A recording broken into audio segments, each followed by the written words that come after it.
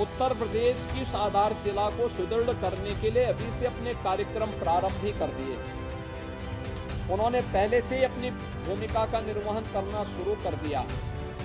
उत्तर प्रदेश की उस आधारशिला को सुदृढ़ करने के लिए अभी से अपने कार्यक्रम प्रारंभ भी कर दिए हैं। उन्होंने पहले से ही अपनी भूमिका का निर्वहन करना शुरू कर दिया है।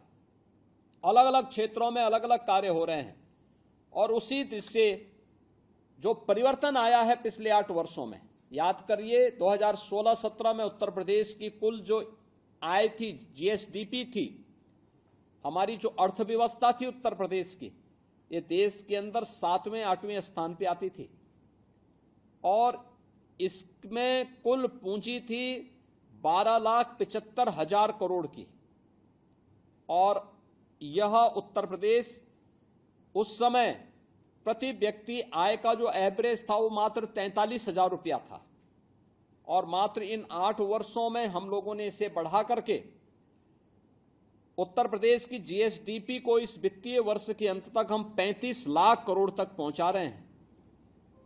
उत्तर प्रदेश के अंदर प्रति व्यक्ति आय को 1,20,000 तक पहुंचा रहे हैं, यानी 3 गुना तक पहुंचा रहे हैं। ये चीजें दिखती हैं कि उत्तर प्रदेश की दशा भी और दिशा भी अच्छी दिशा में चल रहा है। आपने भी 4 दिन पहले देखा होगा, देश भर के टीवी चैनल इस बात को दिखा रहे थे कि उत्तर प्रदेश देश की सबसे बड़ी आबादी का राज्य है और रेवेन्यू सरप्लस राज्य है। यानी उत्तर प्रदेश को आज किसी के सामने भीख मांगने की नौबत नहीं आती, क्योंकि हमने आय के स्रोत बढ़ाए, हमने उत्तर प्रदेश को आत्मनिर्भर बनाने की दिशा में काम किया, यहां पे रोजगार के सृजन किए, यहां के इंफ्रास्ट्रक्चर को ठीक किया, बिना भेदभाव के नौजवानों को नौकरी दी, सुरक्षा का बेहतरीन वातावरण देने का परिणाम था कि निवेश आया और बहन हो, बेटी हो, व्यापारी हो, समाज का हर तबका अपने को जहां सुरक्षित महसूस कर रहा है, वहीं उत्तर प्रदेश के अंदर कनेक्टिविटी को बेहतर किया है। ग्राम पंचायत की, क्षेत्र पंचायत की, आपके जिला मुख्यालय की, इंटर स्टेट कनेक्टिविटी को और प्रदेश के अंदर एक्सप्रेस वे के क्षेत्र में उत्तर प्रदेश आज देश के अंदर नंबर 1 पर, सबसे अधिक मेट्रो का संचालन उत्तर प्रदेश कर रहा है। देश की पहली रैपिड रेल उत्तर प्रदेश चला रही है। देश के अंदर पहला इनलैंड वाटरवे वाराणसी से हल्दिया के बीच में उत्तर प्रदेश के अंदर संचालित हो रही है। देश का पहला रोपवे ट्रांसपोर्ट की दृष्टि से वह उत्तर प्रदेश के अंदर वाराणसी में बन रहा है।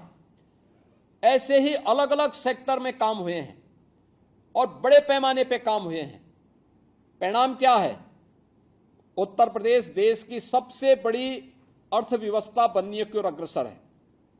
8 साल पहले जो हम 7वें 8वें स्थान पर थे, आज नंबर 2 स्थान पर आ गए हैं और अगले 4 साल के अंदर उत्तर प्रदेश नंबर 1 स्थान पर आएगा।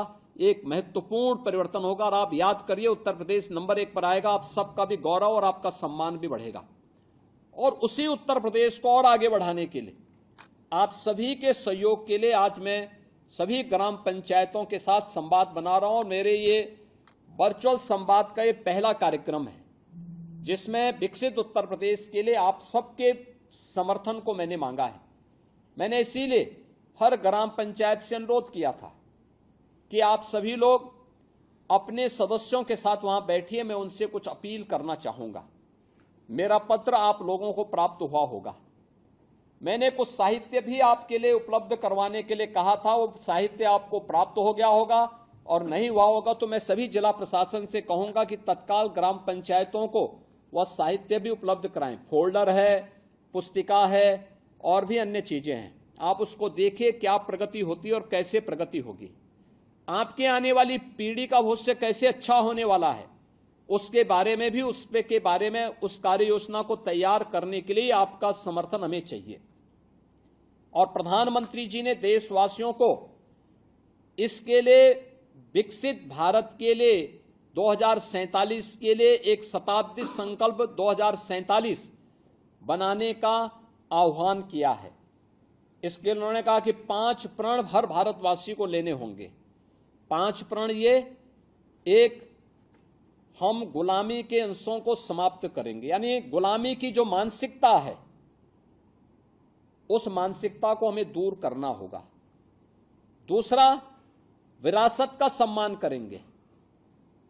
तीसरा, प्रधानमंत्री जी ने जो बात की कि विरासत का सम्मान करेंगे, और तीसरा उन्होंने कहा सेना, अर्धसेना और जवानों की यूनिफॉर्मधारी फोर्स का सम्मान करना, पूर्व सैनिकों का सम्मान, स्वतंत्रता संग्राम सेनानियों के प्रति श्रद्धा का भाव, देश की सीमाओं की सुरक्षा करने वाले, देश की आंतरिक सुरक्षा के लिए अपना बलिदान देने के लिए तैयार जवानों के लिए एक सम्मान और श्रद्धा का भाव हमारे मन में होना चाहिए। चौथा, सामाजिक एकता के लिए काम करना, यानी जो लोग बांटने वाले लोग हैं, सामाजिक में समाज को जातिवाद के आधार पर, भाई भतीजे के आधार पर, क्षेत्रवाद के आधार पर बांटना चाहते हैं, ये सचमुच देश के दुश्मन हैं जो विदेशी आक्रांताओं को फिर से देश में घुसपैठ करने की छूट दे रहे हैं। और पांचवां, नागरिक कर्तव्य। हर व्यक्ति अपने अपने कर्तव्यों का निर्वहन करेगा तो हम इन पंच प्रण के आधार पर विकसित भारत को के संकल्प को पूरा कर पाएंगे। और इस पंच प्रण के आधार पर ही आपको इस संकल्प से जुड़ने के लिए आज मैं आपके साथ वर्चुअल संवाद बना रहा हूं।